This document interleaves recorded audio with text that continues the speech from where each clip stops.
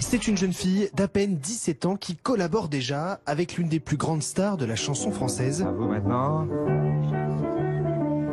Serge Gainsbourg, première rencontre décisive pour Isabelle, devenue France Gall. Bon, qu'est-ce que vous vouliez me dire? Le chanteur va écrire ses premiers succès, Laisse tomber les filles, été 1964, et surtout Poupée de cire, poupée de son, en 65. L'amour n'est pas que dans les chansons, poupée de cire, poupée de son. C'est avec ce titre qu'elle va gagner le Grand Prix de l'Eurovision devant 150 millions de téléspectateurs. Tout semble alors sourire à la Lolita française. La même année, autre succès planétaire, Sacré Charlemagne. Un jour d'inventer l'école, c'est ce sacré Charlemagne. Le titre se vend à 2 millions d'exemplaires partout dans le monde. En 66, coup de tonnerre, France Gall interprète la chanson au sens caché de Gainsbourg, Les Sucettes, avec toute la naïveté de ses 19 ans. Annie aime les sucettes.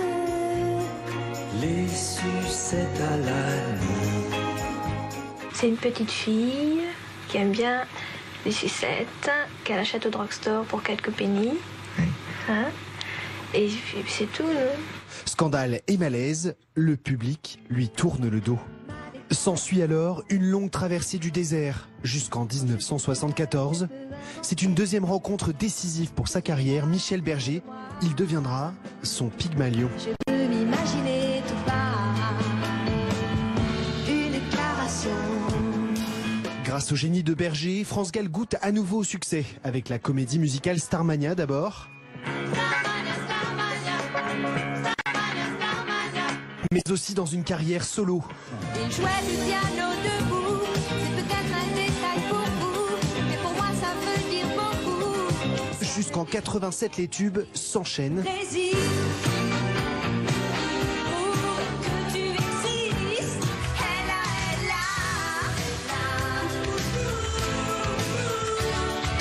c'est trop de fois. Ces chansons, elles ont été écrites pour moi, donc je les reconnais toutes, je me sens bien dedans, c'est de moi dont ça parle et vous en êtes donc, fière? Vachement. Et puis 92, c'est le choc. Michel Berger meurt d'une crise cardiaque. Quelques années plus tard, sa fille Pauline, atteinte de mucoviscidose, succombe à l'âge de 19 ans seulement. Elle prend alors ses distances avec la scène et passe la plus grande partie de son temps au Sénégal. La comédie musicale Résiste en 2016 lui permet de faire son grand retour, cette fois-ci pour écrire un spectacle basé sur ses tubes. Là, je suis sur une scène. C'est vrai que je suis très très à l'aise et je me sens vraiment bien. J'ai fait plein de spectacles que j'ai adorés, où les gens sont venus me voir par milliers.